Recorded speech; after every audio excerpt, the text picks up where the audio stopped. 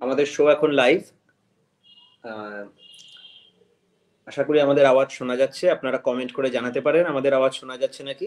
আজকে কৌশিক দা, ঠাকুর সহ আমরা আজকে অনুধ্যানের নবম পর্বে। আমাদের আজকের পর্ব নাম সংহতির সূত্র। তা শুরু হতে চলেছে অনুধ্যান।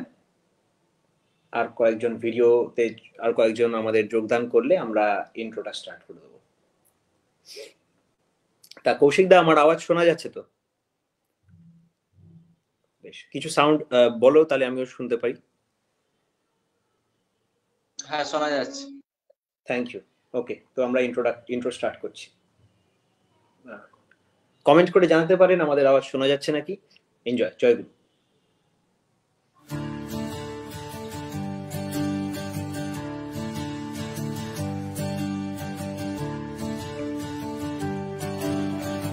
আপনারা দেখছেন মাস্টার উইদিন বেঙ্গলির পরিবেশনায় অনুধ্যান, প্রতি শনিবার সন্ধে 7টা থেকে live Facebook channel master within Bengali এবং আরও অন্যান্য প্ল্যাটফর্ম, ইউটিউব, পডকাস্টে লাইভ এটা পরিবেশনা হয়।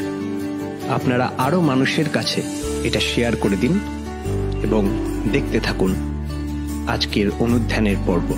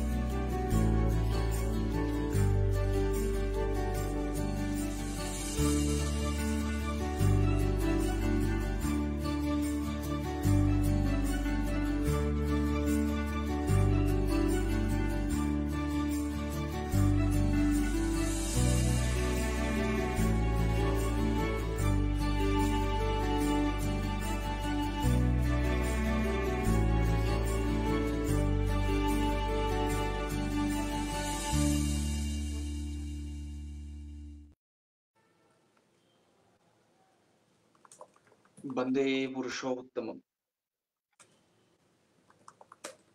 পরম প্রেমময়ের পরম দয়ালের রাতুল চরণে প্রণাম জানিয়ে আমাদের আজকের অনুধ্যান পর্ব নম্বর 9 আমরা শুরু করতে চলেছি। আপনাদের প্রত্যেকেই যুক্ত হন এবং যারা যুক্ত হয়েছেন তাদের প্রত্যেককে মাস্টার উইদিনের পক্ষ থেকে আমি কৌশিক চক্রবর্তী আপনাদের স্বাগত জানাচ্ছি এবং আন্তরিক প্রাণান্বিত জয়গুরু জানাচ্ছি। আজকে আমাদের এই পর্বটি আপনারা সরাসরি লাইভ দেখতে পাচ্ছেন master within Bengali Facebook channel থেকে। এছাড়াও master within Bengali YouTube, master উইদিনের আরো অন্যান্য প্ল্যাটফর্মগুলিতে আপনারা সরাসরি যুক্ত থাকলে এগুলি লাইভ দেখতে পাবেন। আজকের এই প্রোগ্রামে আমাদের সাথে যুক্ত হয়েছে নৈহাটি থেকে আমার স্নেহের শ্রী সৌভিক ঘোষ ভাই। আমাদের আজকের এই পর্বটি অনুধ্যান পর্ব 9 এবং এই পর্বের বিষয়বস্তু সংহতির সূত্র। আমাদের এই প্রোগ্রামটির মানুষের কাছে পৌঁছে দেওয়ার জন্য অবশ্যই শেয়ারের মাধ্যমে প্রত্যেকের কাছে ছড়িয়ে দিন এবং আমাদের সাথে আপনারাও যুক্ত হন আমাদের কমেন্ট বক্সের মাধ্যমে। আপনাদের এই বিষয়টি সম্পর্কে আপনাদের মতামত এবং আমাদের মতামত আপনাদের সাথে শেয়ার করে নিচ্ছি। আপনারাও আমাদের সাথে শেয়ার করুন আমাদের এই কমেন্ট সেকশনের মধ্যে দিয়ে। তাই আর দেরি না করে চলুন শুরু করা যাক আজকের বিষয় অনুধ্যান পর্ব 9 সংহতির সূত্র। আমাদের এই অনুষ্ঠানটি সামান্য দেরির কারণে, যান্ত্রিক ত্রুটির কারণে সামান্য দেরি হয়েছে, তার জন্য আমরা দুঃখিত এবং ক্ষমা প্রার্থী। তো সংহতির বিষয় যখনই আসে সংগতির, যদি মূল ধারা দেখা যায়, সব স্বযুক্ত হন ধাতুর সাথে ই যুক্ত হয়ে এই শব্দটি এসেছে। এটি আমরা দেবিদ্বার পাগার্থদীপিকা গ্রন্থে পেয়েছি। হন ধাতুর অর্থ গতি, যা নিয়ে চলে, অর্থাৎ যা আমাদেরকে সংঘবদ্ধ করে, যা আমাদেরকে এগিয়ে নিয়ে যায়, তাই আমাদের সংহতি। এইবার আমাদের প্রথম যেটি বিষয়, তার সূত্র, অর্থাৎ সংহতির সূত্র, সেইটি আমাদের আজকের বিষয়। এর ইটিমোলজি যদি দেখা যায়, কনসলিডেশনের থেকে কম অর্থাৎ টুগেদার অ্যান্ড সলিডেশন, ইউনিটি এই অর্থে বোঝায়।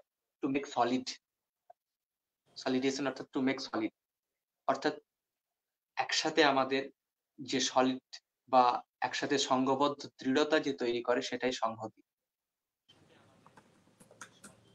আমরা এই সংহতি যদি আমি আমার মতো করে বোঝার চেষ্টা রাখি, তাহলে আমরা আদর্শ ভিত্তিক ভাবে যেটা আমাদের অন্তরের মধ্যে নিজেদেরকে যুক্ত রাখে এবং বাড়িয়ে তোলে।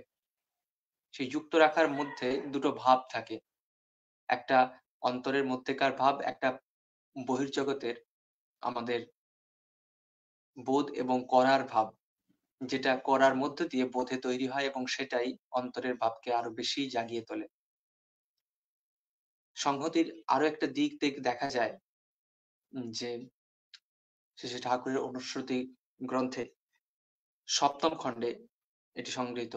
সংহতি নাই অন্তরে যার, বোধ যার বাঁকা, কর্মফল তার কেমনতর, অদৃষ্ট কি তার পাকা। এই বাণীটি যদি দেখি, সংহতির অন্তরের বিষয়টি যেটি পাওয়া যায়, অর্থাৎ আমাদের মধ্যেকার যে ভাব এবং চিন্তাগুলি, যেগুলো আমাদের করার মধ্যে আমরা যুক্ত করি। প্রথমে তো কোনো বিষয় নিয়ে কাজ করতে গেলে, কোনো জিনিস নিয়ে শুরু করতে গেলে অবশ্যই সেই সম্পর্কিত কিছু চিন্তা আসেই। এইবার সেই চিন্তাগুলোর মধ্যে থেকে আমরা সাধারণত ব্যক্তি জীবনে কি করি, সেগুলোর কার্টিল, অর্থাৎ সেগুলোর একটা একটা করে ছাঁটাই করতে থাকি, যে কোনটা কোন ভাব নিয়ে তাড়াতাড়িতে আমাদের সম্পন্ন করে এবং সুষ্ঠুভাবে সম্পন্ন করে। সেই জিনিসটা যখন আমরা তৈরি করি এবং তারপরে যখন একটার পর একটা শুরু করি, তার মধ্যে দিয়ে আমাদের যে কাজ, সেইটা তৈরি হয়। এখানেও যদি দেখি, শ্রী ঠাকুর বলছেন সংহতি নাই অন্তরে যায়, অর্থাৎ এই ভাবনার এবং চিন্তার মধ্যে যাদের সংহতি আসে নাই, তাদের বোধ, অর্থাৎ তাদের বিষয়গুলোর মধ্যে একটা ভাবও ছিন্নতা বা বিচ্ছিন্ন তৈরি হয়। তখনই তার যে কাজ, অর্থাৎ যদি সহজভাবেই দেখি, যে তার চিন্তার মধ্যে যদি বিষয়গুলো কিভাবে করতে হয়, স্বাভাবিক একটি স্কুলের পরীক্ষা, একটি ছাত্র বা ছাত্রী বা আমি যখন কোনো বিষয়টার উপরে পড়াশোনা করে পরীক্ষার জন্য প্রিপারেশন নিই, পরীক্ষার ফলটা নির্ভর করে অবশ্যই প্রথম থেকেই কি কি ভাব নিয়ে প্রিপারেশন নিতে হবে। একটি আমার খুব কাছের বন্ধু দেখেছি, প্রত্যেকটি পরীক্ষার প্রিপারেশনের আগেই সে আগেই সিলেবাস দেখে নিয়ে হিসাব করে নেয় কোন কোন জায়গাগুলো থেকে কি কি আসছে এবং সেগুলোর একটা ছক বা চক আউট করে নেয়। আস্তে আস্তে সেগুলোই প্র্যাকটিস করা শুরু করে এবং পরীক্ষার দিন পর্যন্ত সেইগুলোরই কিছুক্ষণ পড়ার পর তারপরে সেগুলো আবার প্র্যাকটিসের মধ্যে প্র্যাকটিস সেট দেয়। তো সেটার মধ্যে দিয়ে একটা বিরাট সুন্দর প্রিপারেশন তার তৈরি হয় এবং ফাইনালি পরীক্ষার সময় খুব সুন্দরভাবেই প্রিপারেশনে যুক্ত থাকে। তার পরীক্ষাও ভালোই হয়। তো এই ভাবটা যখন জানতে পারি, তখন বিষয়টা আরো বেশি আমার কাছে অ্যা সহজ হয়েছিল। এখানেও সেই ভাবটাই যদি দেখি বাস্তবিকভাবে, যে চিন্তার ভাব সেগুলোকে অন্তরে তৈরি করা, তার সাথে সাথে সংযুক্তি করা। এইবার এটা যদি বৃহত্তর ক্ষেত্রে দেখি, এই কাজের মধ্যে দিয়ে যখন সাকসেস আসবে, তখনই সেটা তার অদৃষ্ট হয়ে দৃষ্ট হবে এবং তখনই সেটা অদৃষ্ট যেটা আছে সেটা পাকা হয়। অর্থাৎ সেটাই তার কাছে ধরা দেয়, তার কাছে সামনে ফুটে ওঠে। এটার বাস্তবিক জীবনে আরো যদি আমরা ভেতরে যাই, তাহলে দেখি আমার আদর্শের ভাবে যে তিনি বলছেন যে সংহতির ক্ষেত্রে দুটো জিনিসের মানুষের বিচ্ছিন্ন করে, একটা হচ্ছে যে তার এই অন্তরে যুক্ত হওয়া একটা একনিষ্ঠ ভাব। এটাকে যদি আরো ক্লারিফাই করি বা মনন করি, তখন দেখা যায় যে একজনের হয়ে করার ভাব। অর্থাৎ যে বিষয়টা সেটা হচ্ছে যে কারো হয়ে করার। যদি আমার পারিবারিক জীবনেই দেখি, উম মায়ের ক্ষেত্রে যারা যার উম উম আমার এখানেই একটি উদাহরণ আছে।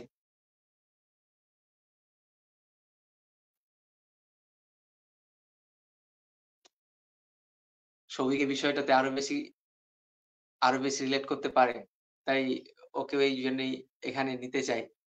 যে এই বিষয়টা হঠাৎ মনে হলো যে এককেন্দ্রিক যুক্ত হওয়ার যে ভাব, মাকে ভালোবাসো বলেই মায়ের জন্য কিছু করা এবং তিনি আনন্দ পান বলেই সেই বিষয়গুলোতে যুক্ত থাকা। এটা করার ভাবটা যেমন তোমার বা আমাদের বাড়িয়ে দেয়, সেটাই আরো বেশি ইন্টিগ্রেটেড হয় যদি একটা ফুলফিল বা একটা কমপ্লিট মানুষকে যদি ভালোবেসে যাই। এই বিষয়টাতে যদি কিরকম ভাবে মানুষ যুক্ত হয় সেই বিষয়টা যদি একটু বলো, বা কিভাবে একটা এটা জায়গা ভাবটা খুব তৈরি করতে পারে।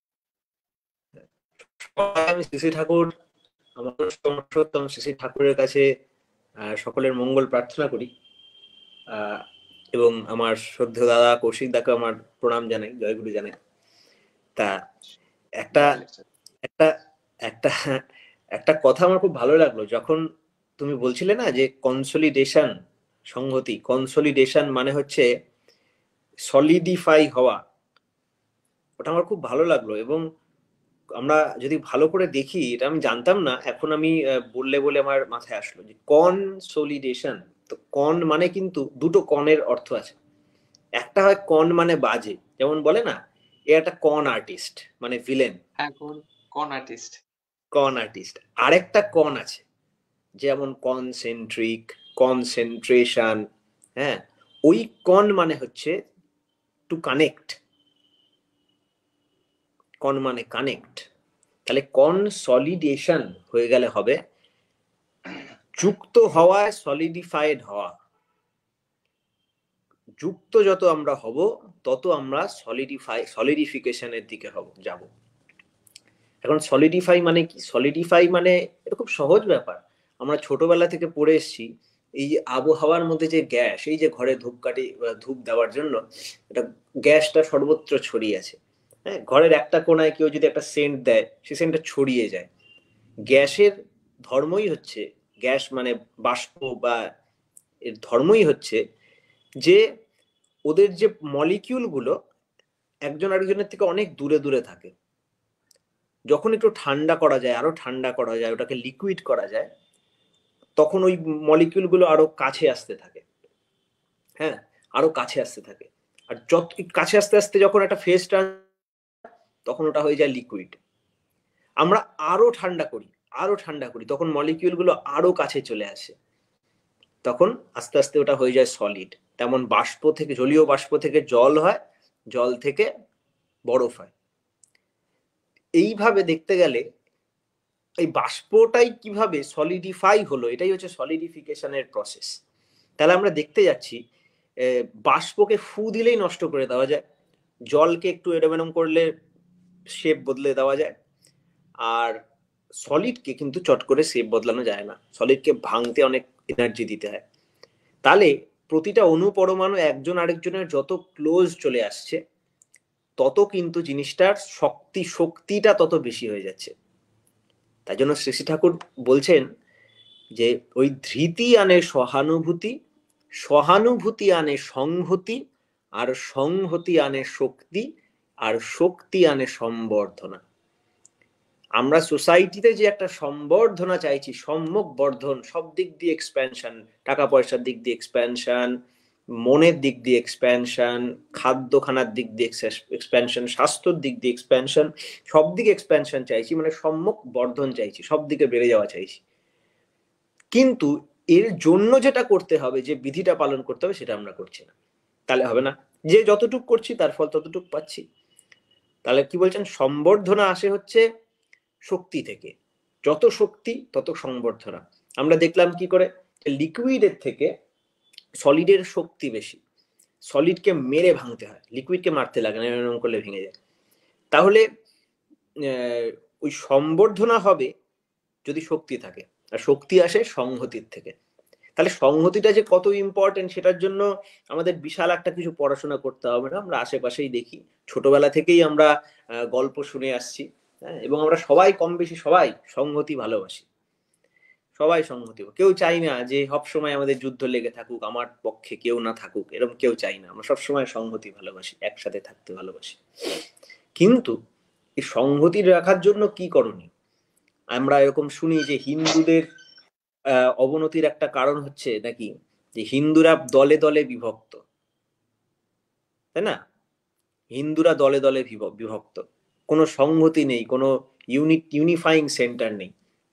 আমরা আবার দেখি পরিবারের সংহতি আস্তে আস্তে ভেঙে যাচ্ছে, বলে নাকি সব নিউক্লিয়ার ফ্যামিলি হয়ে যাচ্ছে। আগে ভাই বাবা এরকম আলাদা আলাদা সব সবাই মিলে এক জায়গায় একসঙ্গে থাকতো, কিন্তু এখন কিন্তু আর সেটা আমরা খুব দেখছি কমে যাচ্ছে দিন দিন। তাই সংহতি মানে অনেকে একটা জিনিস ভাবতে পারেন, অনেকে এটা ভাবতে পারেন যে আমরা এটা একটা কিন্তু ইয়ে নিয়ে কথা বলছি, আপনার কোনো অর্গানাইজেশন নিয়ে শুধু কথা বলছি, এটা মাথায় আসতে পারে, কিন্তু আমরা অর্গানাইজেশনের ব্যাপার হচ্ছে না। আমরা আর যদি অর্গানাইজেশন শব্দটা ব্যবহার করি, এই অর্গানাইজেশন শব্দটা কিন্তু সব ক্ষেত্রে চলে, বাড়িও একটা অর্গানাইজেশন, ছোট ছোট অর্গান মিলে একটা প্রসেসে অর্গানাইজড হয়ে চলা, যে যার মতো খুশি, বাবার একটা ডিউটি আছে, বাবার একটা জায়গা আছে, মায়ের একটা স্থান আছে, তেমন সবার নিজস্ব নিজস্ব একটা জায়গা আছে, এই যে সাজিয়ে রাখা যে যার জায়গায়, সেটাই কিন্তু অর্গানাইজড অ্যাপ্রোচ। তাই কেন এই বিভাজনটা হয়, কেন আমাদের মধ্যে এত ডিভিশন, এত প্রবলেম, এত সংহতির অভাব? আবার আমরা একটা জিনিস দেখি, যখন যখন দেশে বা বাড়িতে বড় বড় বিপত্তি আসে, কারোর অ্যাক্সিডেন্ট হয়, কারোর খুব খারাপ কিছু হয়, সবাই আবার সংহত হয়ে যায়, তখন যেন চাড়া পড়ে। ঠিক যেমন পরীক্ষার আগের দিন আমাদের হয়, কৌশিকদা পরীক্ষার কথা বলছে, ঠিক যেমন পরীক্ষার আগের দিন মনে পড়ে যে আরে পরীক্ষা আছে কালকে, ফেল করে যাব, এই অ্যাটেনশন কনসেন্ট্রেশন যেটা স্ক্যাটার্ড হয়ে থাকে সব জায়গায়, এই সমস্ত স্ক্যাটার্ড অ্যাটেনশন তখন এক জায়গায় চলে আসে বাঁচার ইচ্ছা, বাঁচার তাগিদে। তখন কোনটা ঠিক কোনটা ভুল বোঝাতে হয় না, যখন আমরা বাঁচার দাঁড়িয়ে পড়ি, যেহেতু আমার মৃত্যুর অবস্থা হয়ে যাবে, তখন অটোমেটিক ঠিকটায় চলে আসে। তো এখান থেকেই আমরা প্রমাণ পাচ্ছি যে ঠিক কোনটা, ঠিক কিন্তু ওই সংহত চিন্তাটাই। ভালো করে ভেবে দেখুন, পরীক্ষায় যে পড়তে হবে সেটা আমরা সবাই জানি, কিন্তু তাও পড়ি না, কিন্তু পরীক্ষার আগের দিন ওই মৃত্যুর চিন্তা, মৃত্যুর ভয় আমাকে কিন্তু পড়ার দিকে ঠেলে নিয়ে যায়। ওই মৃত্যুর ভয়েরই একটা ছোট অংশ হচ্ছে ফেল করার ভয়। ঠিক তেমন যখনই আপন কেউ আপদে বিপদে পড়ে, হসপিটালাইজড হয়, বা এরকম বাজে কিছু হয়, আমরা এরকম প্রচুর ঘটনা সবাই জানি, যখন কেউ মারা যায় বা এরকম কিছু হয়, তখন আবার ফ্যামিলি এক জায়গায় চলে আসে কিছুদিনের জন্য। কেন? তখন ওই পরীক্ষার আগের দিনের মতো অবস্থা হয়, তখন বুঝতে পারে যে জাজমেন্ট ডেতে এখন আমি কিন্তু দাঁড়াচ্ছি, এখন আমার জাজমেন্ট হবে, এখন আমিও কিন্তু ওরকম আমার ওই অবস্থা হয়ে যাবে, কারণ আমারই একটা অংশ চোখের সামনে দেখছি নষ্ট হয়ে যাচ্ছে। কিন্তু আবার যখন ওই দিনটা কেটে যায়, আবার আমাদের যে এই সংহত হলাম, অ্যাটেনশন এক জায়গায় কনসেন্ট্রেটেড হলো, ওটা আবার স্ক্যাটার্ড হয়ে যায়। এইভাবে শ্রী শ্রী ঠাকুর বলছেন, দুর্দশাতে কাবু যখন বৃত্তীয় কাবুতায়, মানুষ তখন বাঁচার টানে বিধির পথে ধায়, বিধির পথে চলতে গিয়ে চিত্ত সবল হলে, মানুষ তখন বৃত্তি ধান্দায় আবার ছুটে চলে, এমনতর উঠা নামায় মরণ পানে ধায়, ইষ্ট উৎসর্জনে কিন্তু সবই পাল্টে যায়। তাহলে কি হলো, আমরা এরকম যেহেতু আমাদের সংহতির অভাবে আমরা কিন্তু ইয়েটা ভুলে গেছি, আমরা এই উঠা নামা বারবার চলতে থাকে, প্রবলেমে পড়ি, মনে পড়ে ঠাকুরের কথা, আবার ভুলে যাই, চলতে থাকে, আপ ডাউন করে চলতে থাকে। কিন্তু একটা কথা বলেছেন ঠাকুর, যে ইষ্ট উৎসর্জনে কিন্তু সবই পাল্টে যায়। এই যে সাইকেল, অনেকে বলে সংসারের জ্বালা যন্ত্রণা নাকি জন্ম মৃত্যু রহস্য চক্কর থেকে নাকি বেরিয়ে যাওয়াটাই মুক্তি, সে হবে, কিন্তু এই চক্করটা চলছে, এই চক্করটা যদি এনজয়ফুল হয়, এই চক্করের মধ্যে যদি আমরা ঈশ্বরকে পাই, তাহলে ক্ষতি কি? এই চক্করের মধ্যে আনন্দ পাওয়াকেই বলে আসল মুক্তি। হ্যাঁ, সর্বং খলবিদং ব্রহ্মা। সর্বং খলবিদং বললে যদি বলি, সবকিছুকেই যদি বলি, তাহলে সেই সর্বটাকে, এই দুনিয়াটাকে বাদ দিয়ে? তা না, এর মধ্যে তাকে পাওয়ার জন্য তারও এক বিধান আছে। হ্যাঁ, সেই বিধানের কিন্তু আমরা আস্তে আস্তে ওই সূত্র, ওই আনসারে যদি আমরা না যাই, প্রবলেমটা কিন্তু জানা নিয়ে না, মানে জানা বলতে ইনফরমেশন ওয়াইজ জানা নিয়ে প্রবলেমটা না, কিন্তু প্রবলেমটা অন্য জায়গায়। প্রবলেমটা হচ্ছে করা নিয়ে। তাই অরিজিনাল জানাটাও হয়ে ওঠে না প্রবলেমটা, কারণ আমরা জানি পরীক্ষার আগে পড়তে হবে, আমরা জানি সংহতি ভালো, তো প্রবলেম ওটা হচ্ছে না। প্রবলেম হচ্ছে যে আমরা ওটাকে অ্যাপ্লাই করতে পারি না, কারণ ওই কমপ্লেক্স আমাদের মাঝখানে চলে আসে।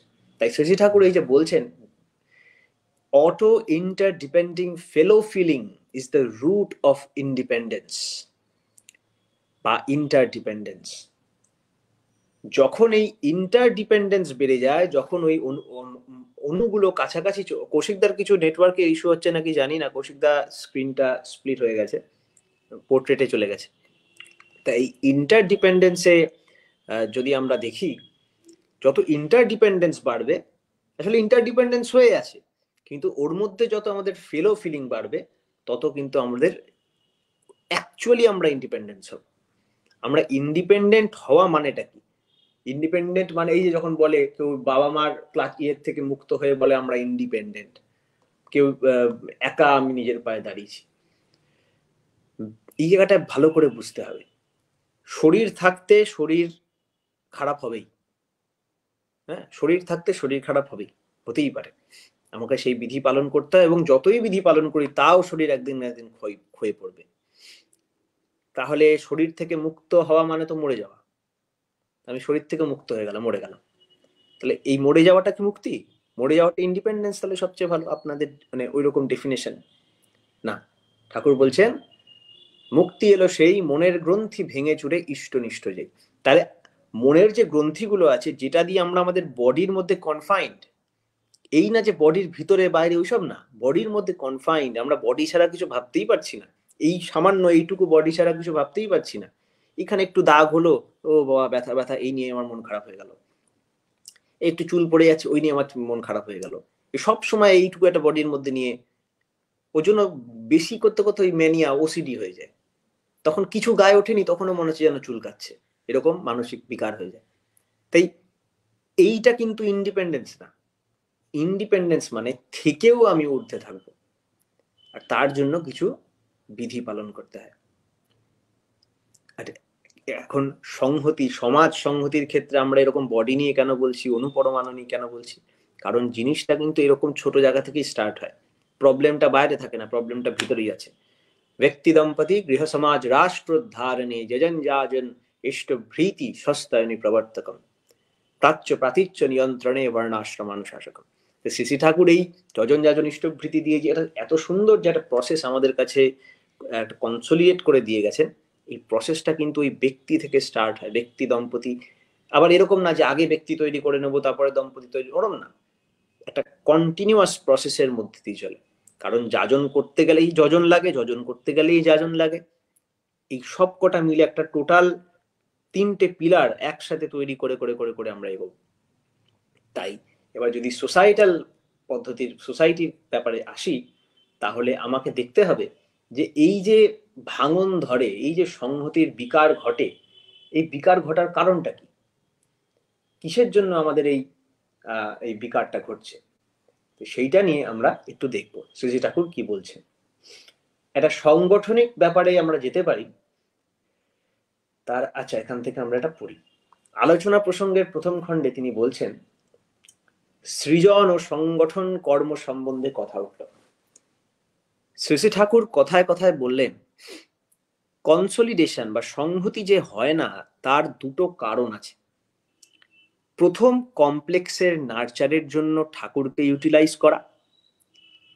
আচ্ছা, এই জায়গাটা বলার আগে, যেহেতু এটা আমরা একটা সকলের জন্য করছি, এখানে ঠাকুর প্রসঙ্গ ঢুকে গেছে অলরেডি, আমি পরের আলোচনাটা আগে আমি পাঠ করতে চাই। কারণ আমি চাইছি যে এইভাবে ব্যাপারটা ভাবি যে শুধুমাত্র ঠাকুরের মানে এই যারা দীক্ষিত অদীক্ষিত এই জিনিসটার উপরে গিয়ে আমরা কিন্তু করতে চাইছি। যে সবার ক্ষেত্রে, তাহলে যারা দীক্ষিত না তারা কি সঙ্গত হতে পারে না? নিশ্চয়ই পারে।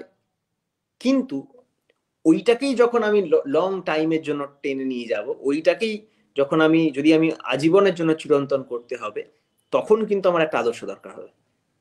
তখন আমার কিন্তু একটা আদর্শ দরকার হবে যেটার অ্যারাউন্ডে আমি কনসলিডেট বা সংহত করব। যেমন আমরা দেখি ওই চিনি জলের গোলার মধ্যে আমায় যদি ক্রিস্টালাইজ করতে হয়, যদি আমায় মিশ্রি বানাতে হয়, একটা সুতো ঢোকাতে হয়, ওই সুতোটার মধ্যে কিন্তু ওই চিনির দানাগুলো কনসলিডেট করে। এটা নর্মাল, এটা ধর্ম। একটা এক আদর্শ লাগে যেখানে যেটাকে ফুলফিল করার জন্য আমাদের চরিত্র বলা হোক, আমাদের ব্যক্তিত্ব বলা হোক, আমাদের ফ্যামিলি, সবকিছু এক জায়গায় সঙ্গত হয়। তাই জন্য এইটা আমি আগে পড়তে চাইছি। শশী ঠাকুর বললেন, এক আদর্শে অনুরতি সম্পন্ন হলে তারা সংহত না হয়ে পারে না। এটা বহুত ইম্পর্টেন্ট কথা। সংহত হয় না হয়ে পারে না, কারণ এক আদর্শে অনুরতি সম্পন্ন হওয়া যাকে বলে তার একটা রেজাল্টই হচ্ছে সংহতি। সংহতি ছাড়া আমি মূলো খেলে মুখ দিয়ে মূলোর গন্ধই বেরোবে, এটা এরকম হবে না, এটা বলা যায় না। মুখ আমার যেমনই হোক, ওটাই ব্যাপার, ওরকমই হয়, মূলো থেকে মূলোরই গন্ধ বেরোয়। তেমন আদর্শের জন্য অনুরতি সম্পন্ন হলে এইটা তার একটা রেজাল্ট। আমি গায়ে জল ঢাললে চান ভেজে গাটা, এটা রেজাল্ট। তেমন আদর্শের প্রতি অনুরতি সম্পন্ন হলে প্রত্যেকের সাথে সংগত না হয়ে পারে না বলছে। তারপরে ঠাকুর বলছেন, প্রত্যেককে মানিয়ে নিয়ে চলে। এটা খুব ইম্পর্টেন্ট লাইন। একটা মা তার ছেলেকে মানিয়ে নিয়ে চলে, কারণ সে তার স্বার্থটা ডাইরেক্টলি ফিল করছে তার সাথে। কিন্তু এটা কিন্তু আমরা একজনের সাথে আরেকজনকে মানাতে সবসময় চাই না। আমার কথাই বলছি, সবসময় পারি না, রাগ ধরে যায় বা হয়ে যায়। কেন? কারণ তখন কোথাও একটা ইন্টারেস্টের ব্যাঘাত হয়ে যায়। আমি কখনো ওর স্বার্থে স্বার্থান্বিত হতে পারি না বা আমার স্বার্থে স্বার্থান্বিত হতে পারি না। কিন্তু আদর্শে কেন্দ্রায়িত হয়ে যখন আমরা ছুটি, তখন আমরা আদর্শের স্বার্থেই, আদর্শকে বোঝারই ওটা একটা বিউটি। তখন আমাদের চোখটা খুলে যায়, যে বোঝা যায় যে ওর ভালো ছাড়া আমার তো হচ্ছে না। তখন পুরো একটা কনসিয়াসনেস এতটা যায়, চেতনা এতটা সজাগ হয়ে যায়, তখন কোনো এইসব ভালো মন্দর ধারে না, যে আমি ভালো কাজ করছি, যেমন গরিবকে কিছু খেতে দিচ্ছি, মানে যারা দরিদ্র মানুষদের সেবা করছে, ওর মধ্যে একটা ইয়ে আসে, যাক আমি পুণ্য করলাম বা এরকম না, ওইসব কিচ্ছু না। এটা পুরো আলাদা। এটা যেমন ন্যাচারাল, নিজের বাড়িটা করতো, বাড়ির বাড়িটা নোংরা করতো, ওখানে কিছু বাজানোর কিছু নেই, তেমন ওরম ব্যাপার। এটা নর্মাল, কারণ ওটা না করলেও আলটিমেটলি ওটা আমাকেই এফেক্ট করছে। এই বোধটা সবসময় ন্যাচারাল থাকে। সেইভাবে প্রত্যেককে মানানো ছাড়া রাস্তা নেই। আমার যদি লিভারে প্রবলেম হয়, আমার হার্টকে সেটার সাথে মানিয়ে চলতে হবে, কারণ এছাড়া কোনো রাস্তা নেই। আমার ব্লাডের WBC সেলগুলো সবসময় লেগে থাকবে কি করে লিভারটাকে ঠিক করা যায়, এইরকম ব্যাপার। মানিয়ে চলতেই হবে। তখন না, আমার এই লিভারটা ভালো লাগে না, চলো নতুন লিভার খুঁজি। ওর সময় নেই, ও পারবে না, ওটা ওর আওতার বাইরে। তেমনই মানিয়ে নিলাটা কিন্তু তখন আমার কাছে ন্যাচারাল হয়ে যায়, কারণ তখন আমার একটা কনসাসনেসের, আমার চেতনার একটা এক্সপ্যানশন ঘটে। শ্রী ঠাকুর বলছেন আবার, সতীনের যদি কোনো দোষ ত্রুটিও থাকে, কিন্তু স্বামীর প্রতি যদি সে সেবামুখর ও টান সম্পন্ন হয়, তবে সতী স্ত্রী স্বামীর স্বার্থের দিকে চেয়ে তার সব দোষ সহ্য করে। আবার সতী যে তার সব কাজকর্ম, এমনকি ঝগড়াঝাটি, মুখ ব্যাকা করা পর্যন্ত তার স্বামীরই জন্য। এটা আপনারা খুব ভালো রিলেট করতে পারবেন। আর স্বামীর, এটা শুধু সতীর কেন, এটা অনেক ক্ষেত্রে, হ্যাঁ, শাশুড়ি বৌমার যে এরকম সবকিছু এক স্বামীর জন্য অনেক কিছু করে, সহ্য করে। হ্যাঁ, আমরা ফ্যামিলিতেই দেখতে পারি। ছেলে মায়ের বেলাও এটা হয়, ছেলের বন্ধুরা এসে বাড়িতে উৎপাত করলো, এই করলো, কিন্তু মা কিন্তু ছেলের দিকে চেয়ে, বাচ্চার দিকে চেয়ে কিন্তু ওই বন্ধুদের উৎপাতও সহ্য করে। আস্তে আস্তে বুঝতে পারে যেন ওই ছেলেগুলো তো আমার ছেলেরই মতো। তখন হয়ে যায় কি, তখন এই আদর্শের প্রতি এই অনুরতিটা, বা তার ওই বাচ্চার প্রতি অনুরতিটা তাকে কিন্তু একটা ভূমায়িত ব্যাপ্তি দেয়, যেটা ওর মধ্যে ছিল। ইষ্টে অনুরতি নিয়ে ভূমায়িত ব্যাপ্তি নিয়ে, এরকম করে ঠাকুরের বলা আছে। তখন এই যেটা ছোট একটা ছেলের মধ্যে ছিল, সেই কনসিয়াসনেসটা ভূমায়িত সকলের মধ্যে ছড়িয়ে পড়ে। মা শারদা এরকম বলতেন যে, আমি তোমার মা, আমি সবার মা। ওই রকম ওটা রিয়েল ফিল হতো, আমি একজনের এর মা। এটা বুঝতে কিন্তু বহুত ফিজিক্স লাগে না, অটোমেটিক ফিলিং, তেমনই তার কাছে ওইটা অটোমেটিক ফিলিং, শ্রী শ্রী ঠাকুরের কাছে ওটা অটোমেটিক ফিলিং। তিনি একটা গাছপালা থেকে শুরু করে সবকিছুর পিতৃত্ব নিয়ে বসে আছেন। তাই বলছেন আর স্বামীর সবখানির প্রতি কিন্তু তার সমান নজর, চার চোখা দৃষ্টি। এই তো কৌশিকদা, আশা করি নেটওয়ার্কের প্রবলেমটা ঠিক হয়েছে। ঠিক আছে, ঠিক ঠিক, চার চোখা দৃষ্টি। তা এই হলো এই যে আমরা যেখান থেকে এটা পড়ছি, যে কম্পাইলেশন করেছি, এটা শ্রদ্ধেয় কুট্টিমা মানে সুদীপা ভট্টাচার্য মা, ও আমাদের বোন, এক ছোট্ট খুব ভালো মেয়ে, ও এই কম্পাইলেশনটা করেছে। আপনাদের যদি এই বইয়ের কম্পাইলেশনটা লাগে, আপনি আমাদের কমেন্ট করে দেবেন বা মেসেজ করে দেবেন, আমরা ইনবক্সে মেসেজ করতে পারেন, আমরা পাঠিয়ে দেবো। এটা একটা বইয়ের আকারেও বানানো হচ্ছে, তা দেখা যাক। স্বামীর সবকিছুর দিকেই তার চার চোখা দৃষ্টি। স্বামীর কিছুতেই ব্যাপৃত হয়ে তোলে সে নিজেকে। এই হলো টানের লক্ষণ, এই হলো টানের লক্ষণ। এখানে যারা তপবন মানে ঠাকুরের স্কুল কাজ করছে, তারা যদি মনে করে অন্য ডিপার্টমেন্টের সম্বন্ধে তার কোনো দায়িত্ব বা কর্তব্য নেই, তবে বুঝতে হবে ঠাকুর তাদের ইন্টারেস্ট হয়ে ওঠেনি। ঠাকুর ইন্টারেস্ট হলে ঠাকুরের দুনিয়ার যা কিছু সব দিকে মমত্ব দীপ্ত দায়িত্বপূর্ণ সেন দৃষ্টি থাকবেই, এবং তারা পরস্পরের ফুলফিলিং হবেই।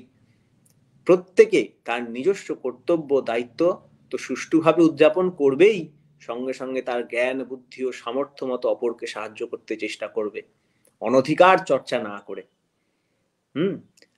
এইবার ঠাকুর আস্তে আস্তে চলে আসছেন যে কেন প্রবলেমটা হয়। কেন প্রবলেমটা হয়, আমি ওই জায়গাটায় আমরা চলে আসছি। সংহতির প্রবলেমটা কি, সংহতি না হওয়ার কারণটা কি, এই যে ঠাকুর এখানে, এর জন্য আমরা এই জায়গাটা আগে তখন পড়িনি। শ্রী ঠাকুর কথায় কথায় বললেন কনসলিডেশন বা সংহতি যে হয় না, এর দুটো কারণ আছে। প্রথম কমপ্লেক্স হচ্ছে নার্চারের জন্য ঠাকুরকে ইউটিলাইজ করে, কমপ্লেক্সের নার্চারের জন্য ঠাকুরকে ইউটিলাইজ করে। আমি ঠাকুরের কাজ করছি বা এইসব করছি, ওটা সেকেন্ডারি। মানে আমি বুঝতেও পারছি না, এটাও হতে পারে যে আমার অতটা তীক্ষ্ণতা নেই, আমি দেখছি ঠাকুরের কাজ করছি, কিন্তু কোথাও একটা চলছে যে আমি জ্ঞান দিচ্ছি, আমি হেভি জ্ঞানী, লোকজন প্রশংসা করছে, এইটা দেখানো আমার টার্গেট হতেই পারে। এখন এটার দুটো দিক হতে পারে আমার মনে হয়, যে একটা হচ্ছে যে আমি বুঝতে পারছি, আমি ধরতে পেরেছি যেটা আমার অহংকার, দেখেও আমি সেটা সমর্থন করছি, আচ্ছা ঠিক আছে, বেশ ভালো লাগছে, আমার দল হচ্ছে, আমার হচ্ছে, আমার প্রচার হচ্ছে। এইখানে হয়ে গেল একদম ডেঞ্জারাস শয়তানি ঢুকে গেল, এটা হচ্ছে কপটতা হয়ে গেল, একটু ভয়ঙ্কর কপটতা। এটার থেকে বেরোনোর অনেকটা টাফ, এটা থেকে বলে সাবধান তাকে হওয়া উচিত, কারণ এটা হলে একদম পতন নিশ্চয়।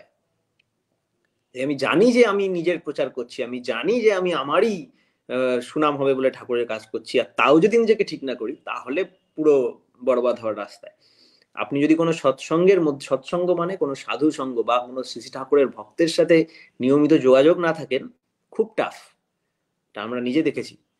একজন আদর্শ মানুষ বলবো না, আদর্শের প্রতি অনুরতি সম্পন্ন মানুষ, সে সাথে যদি আমরা যোগাযোগ রাখি, তাকে ইষ্টবাহী বলা হয়। সেরকম ইষ্টবাহী আচরণবাহী মানুষের সাথে যদি আমরা যোগাযোগ রাখি ডিরেক্ট, তাহলে খুব সুবিধা হয়। তারা ধরিয়ে দেন যে না, এই জিনিসটা কিন্তু তোমার এরকম হচ্ছে না, গাইডের মতো হেল্প হয়, তখন কিন্তু আমরা ঠিক হতে বাধ্য হই। এই একটা। আর দ্বিতীয় হচ্ছে, আমার মধ্যে আছে, আমি নিজেকে দেখানোর চেষ্টা করছি, কিন্তু আমি সেটা খেয়াল করিনি, ভাবছি ঠাকুরের কাজ করছি, কিন্তু এটা আমার বৃত্তির কাজ হচ্ছে, আমার ভিতরে একটু বেশ ভালো লাগছে, সবাই ভালো ভালো বলছে, আমার ভালো লাগছে। এইটা হচ্ছে আমি ধরতেই পারিনি যে আমার কমপ্লেক্স আছে। তখন দরকার এই যে আমাদের এই, তাই জন্য এই যে যজন পদ্ধতি দেওয়া আছে, নাম ধ্যান সদাচার, এই করলে আমাদের ব্রেনের তীক্ষ্ণতা বাড়ে এবং আমরা সেলফ অ্যানালিসিস করতে পারি। তাছাড়া যে বললাম, এরকম যে যারা গুরুজন আছে, সেরকম অভিজ্ঞ সৎসঙ্গী, সেরকম অভিজ্ঞ দাদা থাকলে গুরু ভাই থাকলে আমরা কিন্তু অনেকটা সুবিধা পাই। তা এখানে বলছেন যে ঠাকুরকে ইউটিলাইজ করলে আমি যে ঠাকুরের, এই বুদ্ধিটা থাকে না। আর আমি ঠাকুরের যখন ওটা ভেঙে যায়, তার মিউচুয়াল ইন্টারেস্ট দেখে না, অন্যের স্বার্থ সিদ্ধির, তখন কি করে, পরস্পরকে ঠকিয়ে আমরা স্বার্থ সিদ্ধি করতে চাই। পুরো প্রসেসটা ভেঙে যায়, কনসলিডেশন আসে না। ঠাকুর বলছেন এক হয়তো কুক্রিয়াসক্ত, কিন্তু সে ফিরাবার পথে ইন্দুদার মার, ওটা একটা ঘটনা ঠাকুর বলছেন, আমি ওইদিকে যাচ্ছি না। হ্যাঁ, এইভাবে ঠাকুর সুন্দর সুন্দর এক্সাম্পল দিয়ে দিয়ে বলছেন। হ্যাঁ, এই যে মানে এই ঘটনাটা আমি আপনাদের বলবো পড়ার জন্য, আমি জিনিসটা বিলম্বিত করব না। ঠাকুর বলছেন এই এখানে যে, একটা আছে চ্যারিটি বিগিনস এট হোম, এই জায়গাটা খুব হ্যাঁ হ্যাঁ ইম্পর্টেন্ট ছিল। হ্যাঁ, ওই জায়গাটাই আসছিলাম, যে এখানে একটা খুব ইম্পর্টেন্ট বিষয় হয়ে যাচ্ছে, যে এই যে পদ্ধতি, এত কিছু বড় বড় কথাগুলো বললাম, এই জিনিসগুলো কিন্তু বাড়ি থেকে যত ছোটবেলা থেকে আমাদের মাথায় ঢুকে যাবে ততটা ভালো। আবার এখানে আমি এটা না বললেও নয় যে এইটাও যেমন ইম্পর্টেন্ট, আবার আরেকটা ইম্পর্টেন্ট জিনিস আমরা কাজে লাগাতে পারি, সেটা হচ্ছে জন্মের আগে, সেটা হচ্ছে মা বাবার সেই প্রজননের সময় থেকে। যদি সেরকম প্রজননও ঠিক থাকে, ঠিক না থাকে কখনো, তাহলেও কিন্তু একটা বিকৃতি দেখা যায়। আমরা যদি প্রজনন ঠিক থাকে, ফ্যামিলি ঠিক থাকে, হ্যাঁ, মা বাবার চাল চরিত্র এবং যে জেনেটিক্স, সেই দিকটাও যদি আমাদের নজর থাকে, কিভাবে ইন্টার ফুলফিলিং ওয়েতে যদি আমাদের সমস্ত বিধি ঠিক যতটা সম্ভব ঠিক না, অ্যাটলিস্ট বেসিক গুলো ঠিক না রাখি, তাহলে কিন্তু গড়বড় হয়। তাহলে আমাদের বাজেটা নেওয়ার প্রবণতাটা সলিড হয়ে যায়। তা আমি এই বিষয়ে বলবো, এই চ্যারিটি বিগিনস কিভাবে আমরা ফ্যামিলির মধ্যে এই জিনিসটা কিভাবে আনতে পারি, এবং কিভাবে এই ঈশ্বর চর্চা বা পুরুষোত্তম চর্চা, কি আদর্শ চর্চা কিভাবে বাড়ির মধ্যে করতে পারি, এই নিয়ে আমি কৌশিক দাকে কিছু বলার চেষ্টা করবো। কৌশিক দা আমার যেটা বললে আমি চেষ্টা করলাম সেটা নিয়ে বলার, জানি না কতটা কি করলাম। তো এবার তোমায় বলবো, তোমার যদি স্ক্রিনটা লাগে তাহলে আমায় বলো, আমি স্ক্রিনটাকে হ্যাঁ, রেখে দেবো। রেখো রেখো। তো ঠিক, আলোচনা প্রসঙ্গে এই অংশটা কি পড়ছিলাম, এখানে শ্রী শ্রী ঠাকুর একটি পরবর্তী অংশে বলছেন যে চ্যারিটি বিগিনস অ্যাট হোম। এটা খুব ইম্পর্টেন্ট এখানে, যে আমাদের এই অভ্যেসটা বাড়ি থেকেই যদি শুরু করি, তবেই আমাদের এটা সঙ্গতি বা যুক্ত করা সম্ভব হয় আরো বেশি, বা সংহত হয় বেশি। প্রথমেই বলেছেন যে শ্রী ঠাকুর বাড়ির প্রত্যেকটি মানুষের জন্য, সবাইয়ের জন্য কিছু করা, এবং তাদের জন্য কি চিন্তা ভাবনা নিয়ে করলে তারা ভালো থাকবে বা ভালো হবে, এই ভাবনা নিয়ে যদি তাদের জন্য চিন্তা করি এবং তাদের জন্য করা শুরু করি, এবং তার জন্য নিজেকে ধৈর্য এবং সূর্যের পরীক্ষা দিয়ে তাদেরকে তৈরি করি, এবং নিজেও তৈরি হওয়া যায়, এটাই তাদেরকে একসাথে সঙ্গবদ্ধ করতে সুবিধা করে। যেটা ছবি একটা উদাহরণ দিচ্ছিল যে একটা দুর্ঘটনাতে মানুষ সবাই এক জায়গায় পৌঁছে যায়, তখন তারও একটা ফিলিংস আসে যে এইভাবে ক্ষয় হচ্ছে, এবং তারও সে একটা অংশ, সেটা হচ্ছে তার সামনে চলে গেছে। তো সেই জায়গা থেকেই তারা সঙ্গবদ্ধ হয়। এটা আরো বেশি সঙ্গবদ্ধ হওয়ার সুবিধা হয় যদি আমরা পরিবারের মধ্যে একে অন্যের জন্য প্রয়োজনীয়তা অনুভব করে তাদেরকে বোঝার চেষ্টায়, তাদেরকে সাহায্যের মধ্যে দিয়ে বেড়ে ওঠার চেষ্টা থাকে। এই সংহতিটাই আস্তে আস্তে পরিবারের সাথে সাথে পরিবেশে পৌঁছায়। তখন সেই পরিবেশের ক্ষেত্রেও এটা আরো বেশি সংঘবদ্ধ হয়। যখন শ্রী ঠাকুর এখানে একটা উদাহরণ দিয়েছেন, সেটা আরো একটু বেশি কনফ্লিক্ট সুন্দর হয় যখন কমপ্লিট হয়, যখন সেটা অন্যের চিন্তাটা নিজের চিন্তা বলে ভাবি। এখানে সেটাই বলা হয়েছে যে নিজের বিষয়টা অন্যের দায়িত্ব নিয়ে, অন্যের বিষয়গুলোকে আমার নিজেরই এক অংশীদারিত্বের বিষয় হিসেবে দেখে সেগুলোতে যদি যুক্ত হই, সেগুলোর মধ্যে দিয়ে তার কাজের মধ্যে দিয়ে যদি ফুলফিল করা যায়, তখন আস্তে আস্তে একে অপরের সাথে ইন্টারডিপেন্ডেন্ট হয়ে যায়। এক্ষেত্রে একটা দিক আছে যে অনেক সময় এরকম আমরা হয় যে একসাথে অনেকের ক্ষেত্রে, যেটা ওই প্রথমেই আছে, যেটা সৌভিক বলছিল যে ঠাকুরের হয়ে হই না, ঠাকুরের হতে গিয়ে নিজেরই প্রবৃত্তিকে সামাল তা মানে পোষণ দিই কাজের মধ্যে। এক্ষেত্রে অনেক সময় হয় যে বাহবা পাওয়ার নেশায় বা কিছু কাজ করলে আনন্দ হওয়ার থেকেও কিছু যুক্ত হয়ে কিছু কাজ করলে ভালো বলবে এই ভাব ভাব নিয়ে অনেক সময় একসাথে অনেক কাজ নিয়ে যুক্ত হয়ে কাজ নিয়ে শুরু করে দেয়। তখন কোনোটাই কোনোভাবে শেষ না করতে পারে, এবং কোনোটাই কোনোভাবে হয়তো রাখতে না পারা, এবং তাতে ভন্ডুল হয়ে যাওয়ার সম্ভাবনাই বেশি থাকে। এই জন্যে এখানে একটা আরো একটা গুরুত্বপূর্ণ বিষয় থাকে, যে কনসেন্ট্রিক হওয়ার একটা ভাব যদি থাকা। এটা একটা সহজ অ্যাপ্রোচ যদি দেখা যায়, যদি আমরা আমার আদর্শের দিক থেকে দেখি শ্রী ঠাকুরের জীবনী থেকে, যে তিনি উম ঠাকুরের হয়ে ওঠার মধ্যে দিয়ে, অর্থাৎ শ্রী শ্রী ঠাকুরকে বা পুরুষোত্তমকে ভালোবাসার মধ্যে তার সবাই এই চিন্তা ভাবনা থেকে যদি আস্তে আস্তে তাদের জন্য কিছু করা যায়, তাহলে সেক্ষেত্রে আরো বেশি সেটা দানা বাঁধে, যেটাই ঠাকুরের হই এটার অর্থ দাঁড়ায়। অর্থাৎ প্রত্যেকটার মধ্যে দিয়ে ঠাকুর আছেন, তাদের জন্য করা এই ভাবটা যদি থাকে, তাহলে মূল ভাবটা যেটা শ্রী শ্রী ঠাকুরের হই, এই ব্যাপারটা আরো বেশি দানা বাঁধে। তখন এগুলো সম্পন্ন হওয়ার সম্ভাবনা বেশি থাকে এবং সেই কাজে ছড়িয়ে যাওয়া এবং বিস্তৃতির মধ্যে হারিয়ে যাওয়ার সম্ভাবনা কম। তাই ওইটা অ্যাপ্রোচটা এই ভাব হওয়াই উচিত যে একে কেন্দ্র করে সবাই আছি, তাই প্রত্যেকের ফুলফিল করাটাই বেটার ইমপ্রুভমেন্ট। এটা না যেটা তথাকথিত ভাবে শিক্ষিত মানুষদের মধ্যে হয়, যে সবার মধ্যে একটা সংঘবদ্ধ ভাব থাকে, তাদেরকে মানে কমপ্লিটলি সেবা করা মানে তার মধ্যে ভালো থাকা, তার মধ্যে দিয়ে আস্তে আস্তে আস্তে আস্তে ছড়িয়ে যাওয়া হয় এবং তাতে কি হয়, একটা জায়গায় ফুলফিল হয় না। এক্ষেত্রে শ্রী শ্রী ঠাকুর একটি বেশ ভালো উদাহরণ দিয়েছেন, যেটা হচ্ছে এর পরবর্তী অংশে আছে, যদি বাবার কাছে থাকে, যে শ্রী ঠাকুর হ্যাঁ, আমি বলছেন পাতলা মানুষ, যেটা পাতলা মানুষের যে অংশটা, যে সেখানে বলতে উম, থাকো, আমি দেখছি। আলোচনা প্রসঙ্গের আহ, নবম অষ্টম খণ্ডে আগে সম্ভবত সেই অংশটুকু আছে। আচ্ছা, ঠিক আছে। তো সেই অংশটার মধ্যে এই ভাব আছে যে শ্রী শ্রী ঠাকুর বলছেন যে আমরা যখন এইভাবে কাজ করি, তখন একটা বিষয় হয়ে ওঠে যে আমাদের মধ্যে এরকম কিছু কিছু অর্গানাইজেশন স্কিল দরকার হয়। যে অর্গানাইজেশন স্কিল বলতে এইটা, যে কারোর জন্য করবার জন্য একটা ভাব, একানুরক্তিতা আদর্শের প্রতি, এবং তার সাথে সাথে যারা সেই পরিবেশের মধ্যে আছেন সেই সেই ভাবের মধ্যে নিয়ে তাদেরকেও নিজে তৈরি হয় এবং তাদের মধ্যে দিয়ে নিজে তৈরি হয়।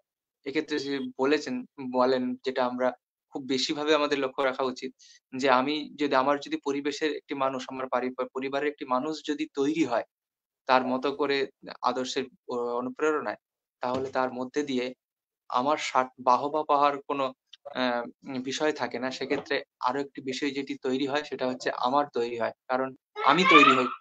কারণ সেক্ষেত্রে একটা বড় জিনিস হয়ে ওঠে যে আমার আমি যাকে ইষ্ট বা আদর্শ মনে করি তিনি ফুলফিল হন এবং তার মানুষ হয়ে ওঠার সুযোগ থাকে বেশি।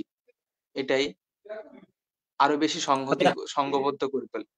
আমি আরেকটা জায়গায় তোমাকে রিকোয়েস্ট করব, তুমি তখন বলছিলে, বলতে বলতে আমি ওটাকে ডিস্টার্ব করে দিলাম, এবং তুমি আমাকে এটা আগেও আমাদের আমাদের অনেকবার তুলেছো কথাটা, যে এবং শ্রী শ্রী ঠাকুরকেও তো বহুবার বলতে শুনি যে ঠাকুর এই আলোচনা প্রসঙ্গের তৃতীয় খণ্ডে, যে এটা আশা করি পড়তে পারছো, এখানে বলছেন ঠাকুর যে সংহতির মূলে থাকে শ্রদ্ধা, শ্রদ্ধাকে আশ্রয় করে সংহতি সবল হয়।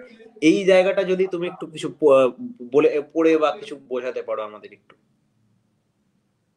তো এই বিষয়টারই একটা যেটা মূল ভিত যেটা, যে মানুষ সংহত হয় কিভাবে, সেটার প্রথমেই যদি দেখা যায় যে কোন বিষয়ের প্রতি টান বা শ্রদ্ধা থেকে, যেটা স্বাভাবিক পরিবারে হয়, যে একটা মাকে কেন্দ্র করে তার পরিবারের প্রত্যেকটি সদস্যই বিভিন্ন ভাবে যুক্ত হয়।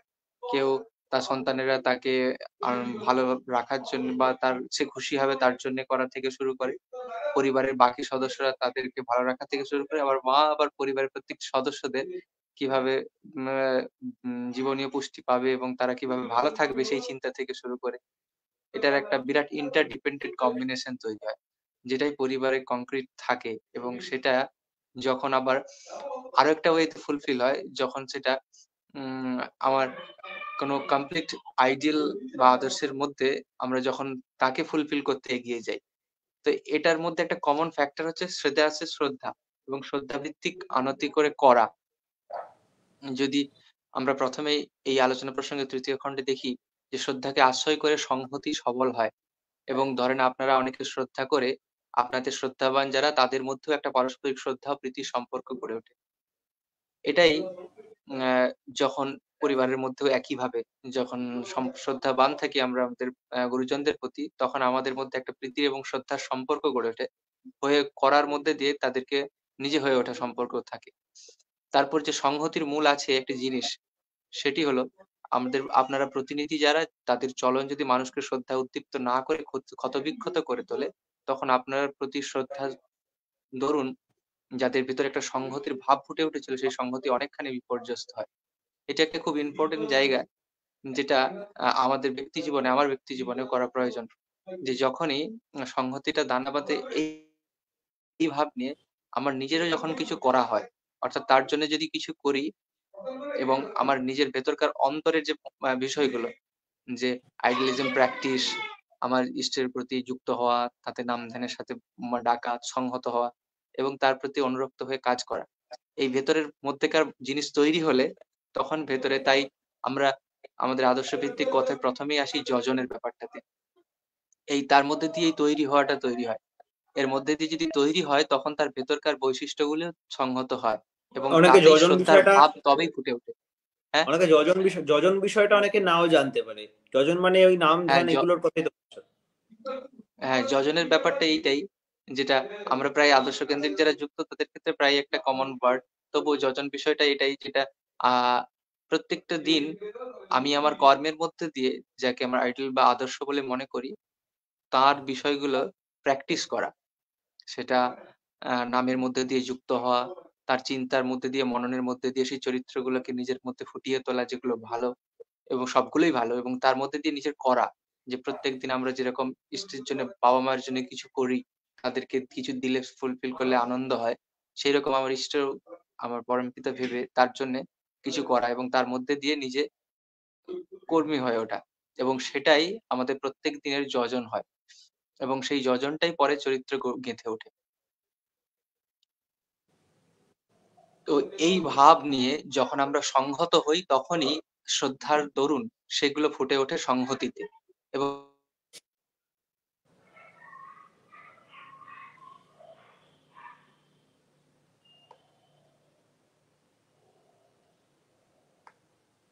নেটওয়ার্কে কিছু ইস্যু হয়েছে হয়তো আবার কৌশিকদার।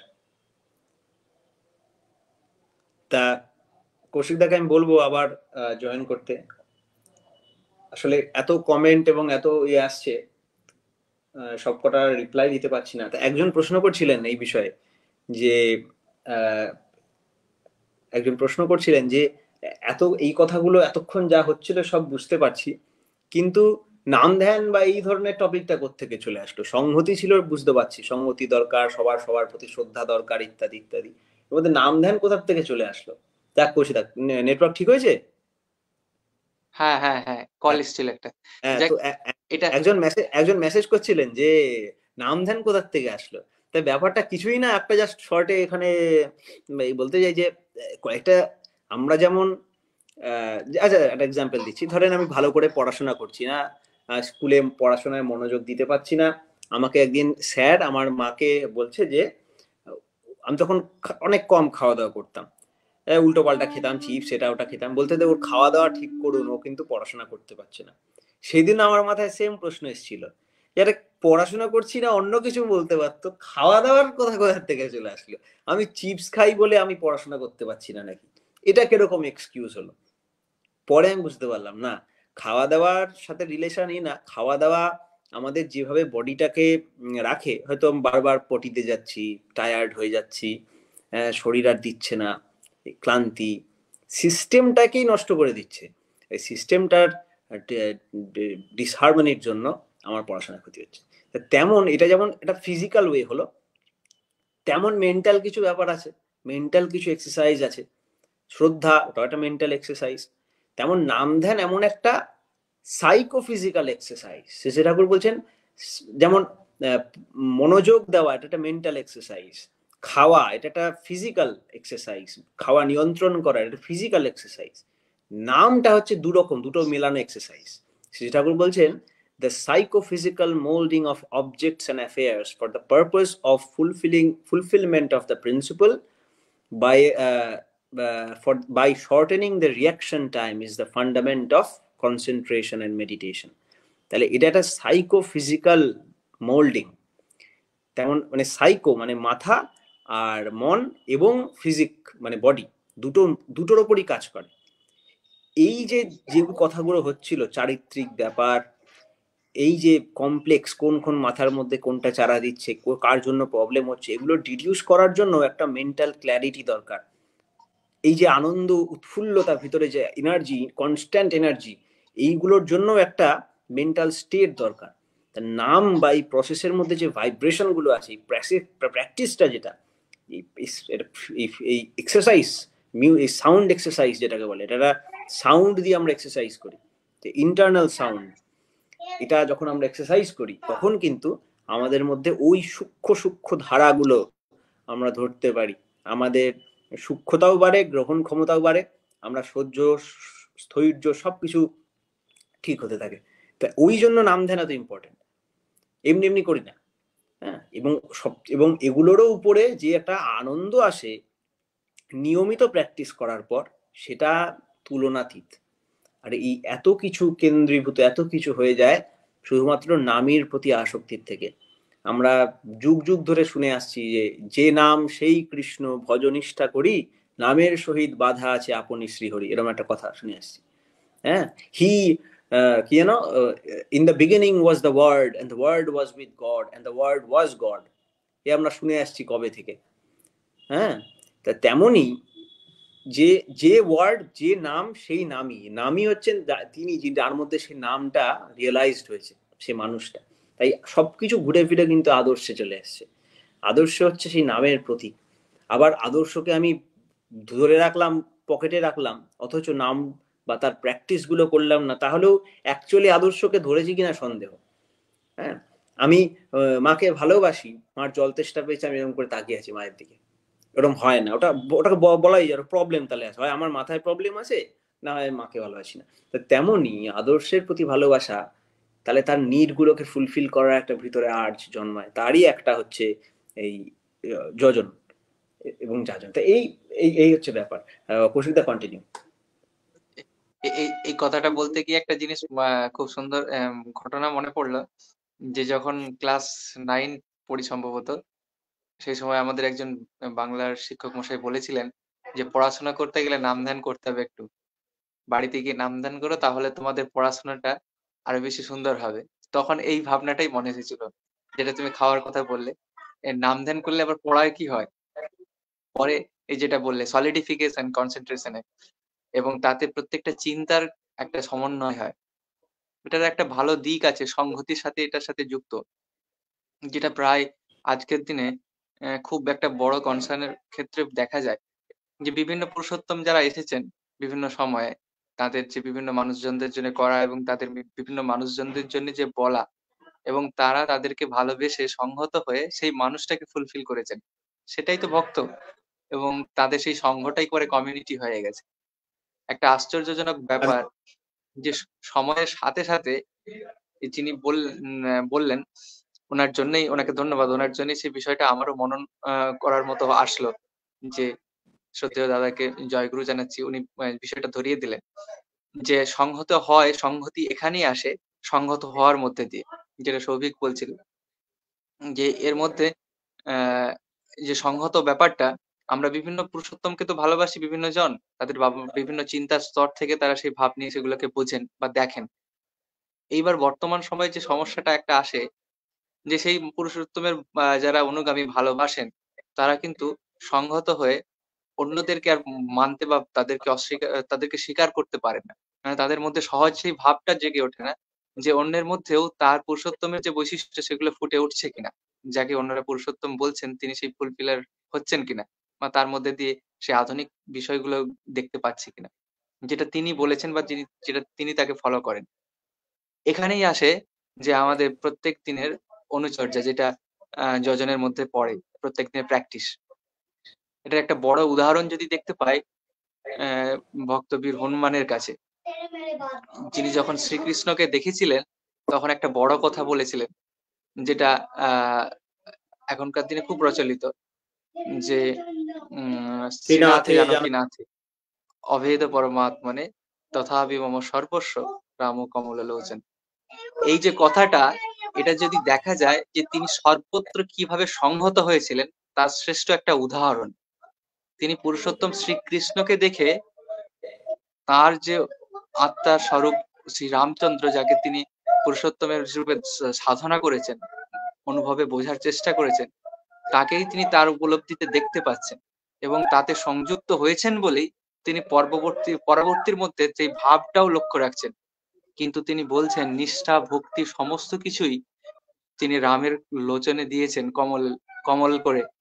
তাই তার কাছে সেই ভক্তিটাই তার সেই চলনটাই শ্রেষ্ঠের মধ্যে দিয়ে বয়ে চলছে। এবং সেই বয়ে চলার মধ্যে একটা বড় সংহতি যেটা যেটা তিনি দেখতে পেয়েছেন যে তার মধ্যে অভেদ রূপ, যে রামকৃষ্ণের মধ্যে শ্রী শ্রী কৃষ্ণকে তিনি দেখেছেন। আবার এটাই তিনি এক বর্তমান জায়গায় যুগের সংহতির শ্রেষ্ঠ একটা উদাহরণ। ওই ঘটনাটা আবার বলছেন নাকি এক জায়গায় যে শ্রীকৃষ্ণ এরকম ধনুকের মতো এরকম হাতে নিয়েছেন, তখন চিনতে পেরেছেন, মানে চিনতেন কিন্তু বলছেন যে তুমি হাতে ধনুক নাও, আমি ওই রামকে ফলো করতে পারবো, এরকম একটা ব্যাপার।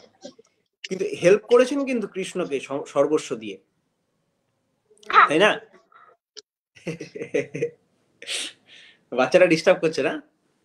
হ্যাঁ, তো এই ব্যাপারটা হচ্ছে, ঘটনাটার প্রেক্ষাপটটা এইটাই যে এটা কমপ্লিট সংহত হওয়ার পর থেকেই সংহতিটা আসে।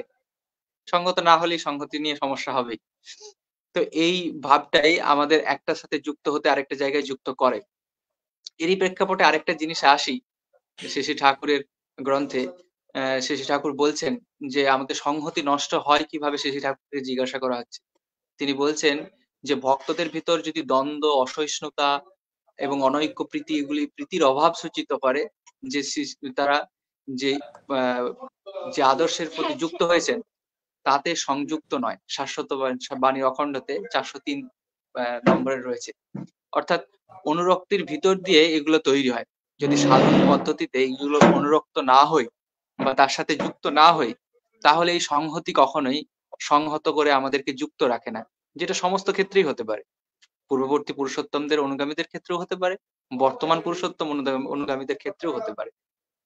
তাই আরো তার একটা বড় বিষয় যে সংহতির ক্ষেত্রে কিভাবে তিনি যুক্ত হওয়ার ক্ষেত্রে বলেছেন যে গুরুর উপর টান যদি হয় তবে গুরু ভাইদের উপর টান না হয়ে পারে না।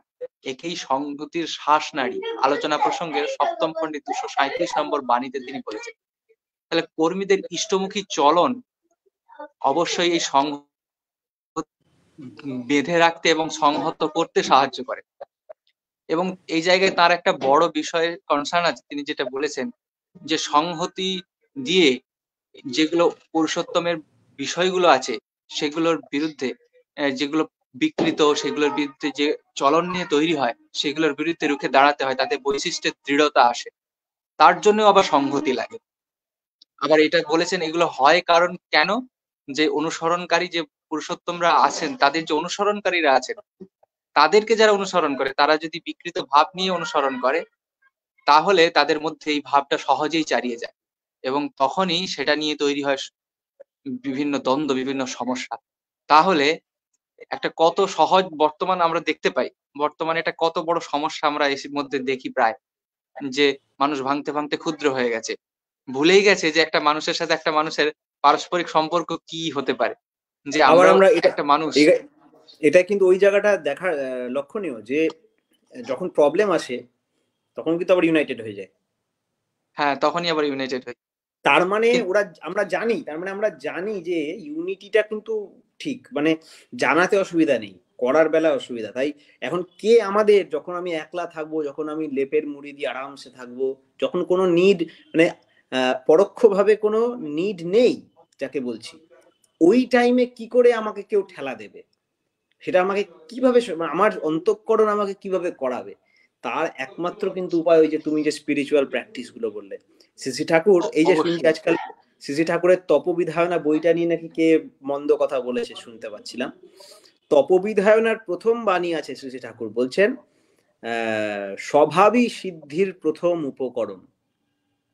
উনি বলেছেন যে স্বভাবই সিদ্ধির প্রথম উপকরণ। তার ওই প্র্যাকটিস গুলো করতে করতে যখন সেটা আমাদের স্বভাবে দৃঢ়তা লাভ করবে, সেটা আমাদের স্বভাব, তখন কিন্তু আর ফিরে তাকানোর অবকাশ থাকবে না। তখন স্বভাবই, যেমন আমরা এখন ইষ্টবৃত্তি না করে পারবোই না, ও হ্যাবিট হয়ে গেছে, গুড হ্যাবিট হয়ে গেছে। এখানে একটা বেশ ইন্টারেস্টিং জিনিস দেখো, স্বভাব। যদি দেখি এটা স্বভাব, দন্তেস্ব বয় স, তার মানে এটাই যে ভাবের মধ্যে বা করার মধ্যে থাকা, এটা তো না করলে হয় না। হয় না, স্বভাব স্বভাব মানেই তো হয় না, মানে আমি, ভাব মানে হয়ে আছি, আমি যেভাবে আমি, হয়ে আছি, আমি হ্যাঁ, যেভাবে হয়ে আছি। তাহলে সেই ভাবটাও একটা কমপ্লিট বা কংক্রিট হওয়াটা প্রয়োজনীয়তা আছে, তবেই এই এই বোধটাও তৈরি হবে, আমাদেরকে তৈরি করতে সাহায্য করবে। আর সেটা অবশ্যই প্র্যাকটিসের মধ্যে দিয়ে দৈনন্দিন হতেই হবে। একদম একদম, তো কোনো সন্দেহ নেই সে বিষয়ে। এই জায়গায় আজকের দিনে ফিরে আসি সংহতির বিষয়ে। এই জায়গায় শ্রী শ্রী ঠাকুর বলছেন আলোচনা প্রসঙ্গের দ্বিতীয় খণ্ডে যে এইরকম ভাবে কনসলিডেশন হওয়ার জন্য একটা টান প্রয়োজন এবং তার জন্য একটা করারই প্রয়োজনীয়তা আছে। এবং এটাতে সংহত হতে গেলে আরেকটা জিনিস দেখা যায় যে অনেক সময় সাধারণ একটা আহ উদাসীন ভাব বা কোনো বিষয়ে মানে সংহত হওয়ার জন্য যে প্র্যাকটিস, সেইগুলোর প্রতি যখন কোনো রকম আহ, উম, সমস্যা আসে বা সেগুলো সম্পর্কে মানুষের মধ্যে যদি ধোঁয়াশা তৈরি হয়, সেগুলোর বিষয়ে ভাঙা না ভাঙার অভ্যাস, যে চলছে চলুক এরকম একটা উদাসীনতার ভাব, এগুলো শ্রী শ্রী ঠাকুর বলছেন যে সংহতিকে ব্যাঘাত করে। এবং তার জন্য অ্যাডজাস্টমেন্ট, তাদেরকে নিয়ন্ত্রণ করা, এবং এমন সময় বলেছেন যে তাদের সাথে একটা দৃঢ় ভাব নিয়ে তাদেরকে প্রত্যয়ের সাথে যুক্ত করে দেওয়া, যে এটা না করলেই চলে না, এরকম ভাবে যুক্ত করে দিলেই তবেই সেটা তাদের মধ্যে দানা বাঁধে, এর তবে একটা সেটা বড় সংঘবদ্ধ। এক্সাম্পল আছে, এটা বড় এক্সাম্পল আছে আমাদের ফ্যামিলিতে, মানে আমাদের চলতি ফ্যামিলিগুলোর মধ্যে তো আছেই, তাছাড়া ঐতিহাসিক মহাভারতে যদি দেখি, ভীষ্ম বা এরা বা ধৃতরাষ্ট্ররা নিজের ছেলেকে শাসন করতো না, বা গান্ধারী নিজের ছেলেকে শাসন করতে পারতো না। শাসন করলেই ভাবতো যে না, এদের এই একটা চলতি বেটায় বাধা পড়বে, এই মুহূর্তে কেঁপে যাবে। এদিকে দেখছে যে বদ আচরণ করছে, অধর্ম করছে, হ্যাঁ, বিকৃত আচরণ করছে, তাও বাধা দিত না। তার পরিণতি কি হলো? তার পরিণতি ভবিষ্যতে এক এমন যুদ্ধের সৃষ্টি হলো যে সংহতি তো থাক, সব তছনছ হয়ে গেল। তেমন আমাদেরও ফ্যামিলিতে এরকম দেখি, অনেকে আছে যে এখন চেঁচামেচি হবে বাড়িতে বা এই হবে, তো এই ভেবে বাচ্চাকে শাসন করা হলো না। তাতে কি, তাতে এটা জমতে জমতে জমতে জমতে পরবর্তীকালে এমন বদ অভ্যাসে পরিণত হলো, যেটা তার একদম সব পুরো ফ্যামিলিটাকে 12টা বাজিয়ে ছেড়ে দিল। এরকম কিন্তু আমরা দেখতে পারি, তাই না? তাই ওই জন্য একদমই তাই। আপোষটোফা করাটা কোনো সংহতির ফিডিং না। আমি যদি বিধির আপোষ করছে এবং সেটাকে যদি সেটার বিরুদ্ধে ভালোবাসার সাথে, এখানেও শ্রী শ্রী ঠাকুর অত্যন্ত দয়া করে আমাদের একটা ব্যবস্থা করে দিয়েছেন, সেলফ ডেভেলপমেন্টের সাথে এই আদর্শ প্রতিষ্ঠা একটা এত সুন্দরভাবে ওতপ্রোতভাবে জড়িত।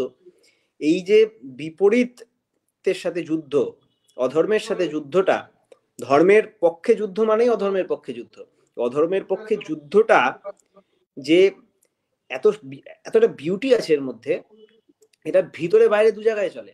আর এই অধর্মের পথে যুদ্ধ বলি আর যাই যুদ্ধ বলি, যে কোনো যুদ্ধ যে কোনো মুহূর্তে আমার অ্যান্টি হয়ে যেতে পারে। কারণ যুদ্ধ করতে আমার ক্রোধ লাগে, তেজ লাগে। ক্রোধকে যখন আমি কন্ট্রোলে রেখে আমি ইষ্ট স্বার্থে ব্যবহার করছি, তখন ওটা তেজ। কিন্তু কখন এটা অপোজিট হয়ে যায় সেটা বলা যায় না। আমি ইষ্ট স্বার্থে একজন, এক্সাম্পল দিচ্ছি, অর্জুন তীর দিয়ে একজনকে খুন করছে, অর্জুন ধনুক তীর দিয়ে একজনকে খুন করছে, ইষ্ট স্বার্থে করছে। কিন্তু যুদ্ধ করতে করতে কখন যে ওর এটা ভালো লাগাতে পরিণত হয়ে গেল, যে মেরে আমি মজা পাচ্ছি, মেরে আমি এটা কিন্তু বোঝা বহুত মুশকিল, তাই না? কখন ওদের সমালোচনা, মঙ্গলের জন্য সমালোচনাটা কখন নিন্দায় পরিণত হয়ে যাবে বলা খুব মুশকিল, তাই না? তাই শ্রী শ্রী এর ঠাকুর জন্যই এর জন্যই চাই যে এই জায়গাটাতে তিনি বলছেন যে কথায় কানের কানের কথায়, মানে শোনা কথায় রঙিন না হয়ে মোকাবিলায় মিলিয়ে নিয়ে অভ্যাসে না থাকলে হবে না। বিশাল কথা, মানে বিশাল কথা। অভ্যাসের মধ্যে আদর্শ কেন্দ্রিক চরিত্র না থাকলে তখন এটা আর হবে না, যেটা তুমি এটা বললে আমাকে আলাদা যে করে এটা কখন পাঠিও তো, সাবার হয়ে যায়। আলোচনা হয়ে গেলে এটা আমাকে আলাদা করে পাঠিও, অ্যাড করতে হবে নোটসে। এটা বিশাল ইম্পর্টেন্ট লাইন, এটা আমি নিজের বেলায়ও দেখি যে কখন যে তেজটা ক্রোধ হয়ে যাবে বলা মুশকিল। তখন মনে হবে যে এটা কিন্তু ঠিক ঠিক দরকার আছে, তখন মনে হয় দুটো গালি ঠাকুরের ইয়েতে হচ্ছে বা আমার নিজেরই, যাই হোক। কিন্তু শ্রী শ্রী ঠাকুরের এই যজন বা এই ধরনের বা যদি সাধুসঙ্গ বলি বা যজন বলি, ঠিক মানুষের চোখে রাখা, তখন গুরুদেব শ্রী শ্রী ঠাকুর নিজে, শ্রী শ্রী ঠাকুর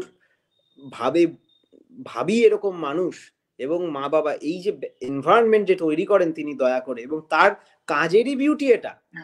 আমরা এক্স্যাক্টলি তার মতো না হতে পারলে, বা এক্স্যাক্টলি তার ইচ্ছা মতো না হতে পারলে আমরা এগোতেই পারবো না। এটাই হচ্ছে বিউটি, এটাই হচ্ছে বিউটি, আমরা এগোতেই পারবো না। তাহলে তাই জন্যই তিনি এক জায়গায় বলছেন যে আগামী দিন যা দেখে, যা বাজে দিন আসছে বা যাই আসছে তাদেরকে খারাপ লাগে, অথচ শ্রী ঠাকুর বলছেন আমার খুব ভরসাও হয়, কারণ এইটার জন্য ফাইট করতে গিয়ে আপনাদের যে চরিত্র তৈরি হবে, যে চরিত্র নেসেসারি হবে আপনাদের এইটাকে ফাইট ওভার করার জন্য, সেই চরিত্র হবে দৈব চরিত্র, কারণ ওই চরিত্র না হলে আপনারা ফাইট করতে পারবেন না।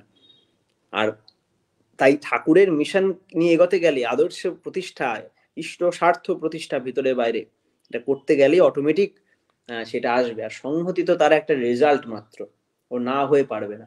তাই এইখানে এই বাণীটা দিয়ে আমি এটা পড়ার চেষ্টা করবো, তারপরে কৌশিকদাকে বলবো এটার সমাপ্তি টানতে। আমাদের 5 মিনিট এক্সট্রা হয়ে গেছে। শ্রী ঠাকুর বলছেন অর্গানাইজেশন।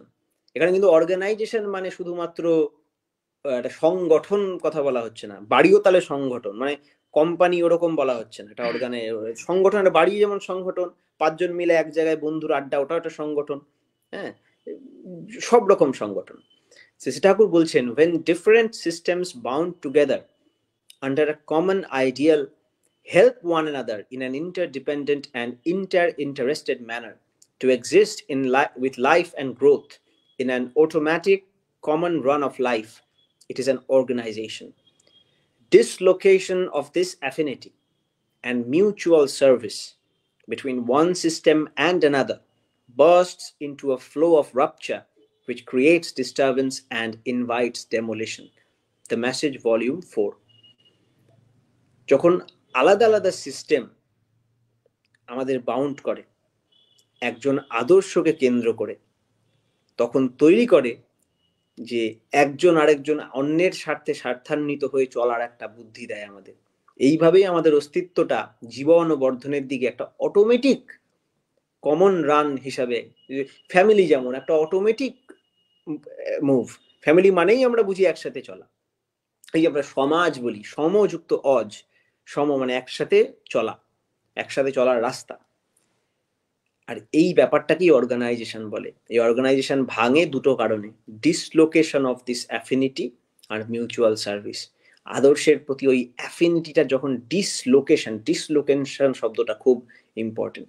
ডিসলোকেশন মানে শুধু ভেঙে যাওয়া না, কিন্তু ডিসলোকেশন মানে লোকেশন শিফট হয়ে যাওয়া।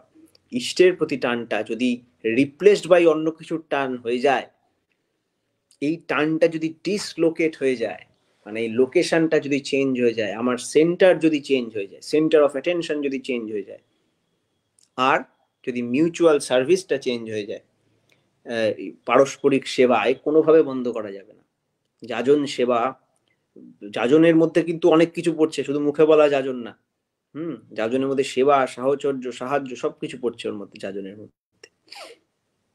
করে একটা সিস্টেম আরেকটা সিস্টেম, কোনো একটা সিস্টেম যদি আমরা ভেঙে দিই, বা চেঞ্জ করে দিই, ডিসলোকেট করে দিই, তাহলেই ওই ডিস্টারবেন্সের সূচনা হয়ে যায়, আর বাকিটা ভাইরাসের মতো এফেক্ট করে দেয়। এটা শ্রী ঠাকুরের অর্গানাইজেশনের ডেফিনেশন। চলার সাথেও আপনারা এটা পাবেন, লাস্টের দিকে আছে, তাই না কৌশিকদা? তা এখানে আমাদের আশা করি আজকে সমাপ্ত করতে হবে। তা মোটামুটি একটা সামারি করে ছোট্ট মধ্যে তুমি যদি কৌশিকদা বলে দাও পুরো ব্যাপারটা কি হলো আজকে, এবং নেক্সট এটা আমরা পড়তে পারে, আরো কোথা থেকে পড়তে পারবে, এবং করে যদি তুমি ব্যাপারটা এন্ড করে দাও আজকের মতো। সকলের কাছে অনুমতি চাইছি, প্রণাম, জয় গুরু। এক প্রকার তো বললেই তো, এটা যদি সামাপ দেখতে চাই, একেবারে প্রথমেই শ্রী ঠাকুরের কথাতেই, আলোচনা প্রসঙ্গের প্রথম অংশটাতেই আসতে চাই। তিনি যখন বলেছেন যে সংহতি কিভাবে নষ্ট হয়, ওটাতেই যদি ফিরে যাই, তাহলে সংহতি কিভাবে তৈরি হয়। আইডিয়াল ভাবে, আইডিয়াল যে আদর্শ যিনি আছেন, যাকে আমরা পুরুষোত্তম বলে মানি, তার মধ্যে যুক্ত হওয়া, তার হয়ে ওঠা, তার জন্য অ্যাডজাস্টমেন্ট, তার জন্য করা এবং তার জন্য চিন্তা করা, এইটা, এবং তার প্রত্যেকেই এই ভাব নিয়ে যদি তাদের প্রত্যেকের সাথে যুক্ত করার মাধ্যম দিয়ে যদি তাদেরকে ফুলফিল করতে পারি, শ্রী শ্রী ঠাকুর ফুলফিল হন, তার মধ্যে দিয়েই আমরা সংযুক্ত হই এবং তাতেই সংহতি আসে। তাই ইন্টিগ্রেশন আর কনসলিডেশন দুটো একটার পরেই আরেকটার আগমন তৈরি হয়। তাই সেই যুক্ত হওয়া এবং যুক্ত হয়ে অন্যদেরকে সংহত করা বা সংহতি আনা, তার জন্য অবশ্যই যেটা প্রয়োজন, তার ব্যক্তিগত জীবনে, প্রত্যেক দিনে আমাদের ব্যক্তিগত জীবনে তার অনুশাসনযুক্ত বিষয় চলন এবং সেগুলো মেনে চলা। তাই সেই ভাব এবং সেই আশা নিয়েই আমাদের এই আজকের এই অনুষ্ঠানটির এখানেই আমরা সমাপ্তি করতে চলেছি। আমাদের এই প্রোগ্রামটি আপনারা আবারও দেখতে পাবেন মাস্টার উইদিন বেঙ্গলি ইউটিউব চ্যানেলটিতে, এবং সেই চ্যানেলটি অবশ্যই আপনারা সাবস্ক্রাইব করে নেবেন। আমাদের এইরকম আরো যে সমস্ত ভিডিওগুলি আছে সেগুলি এখানে দেখতে পাবেন, এবং সেখানে প্রত্যেকটি ভিডিওই আমাদের প্রত্যেকের মধ্যে শেয়ার করে দেবেন এই আশা আপনাদের কাছে রাখছি। প্রত্যেকের সুস্থ স্বাস্থ্য ইষ্টময় জীবন কামনা করি পরম দয়ালের আতুল চরণে। আমাদের আজকের এই পর্বটি এখানে পরিসমাপ্তি জানাচ্ছি। বন্দে পুরুষোত্তম।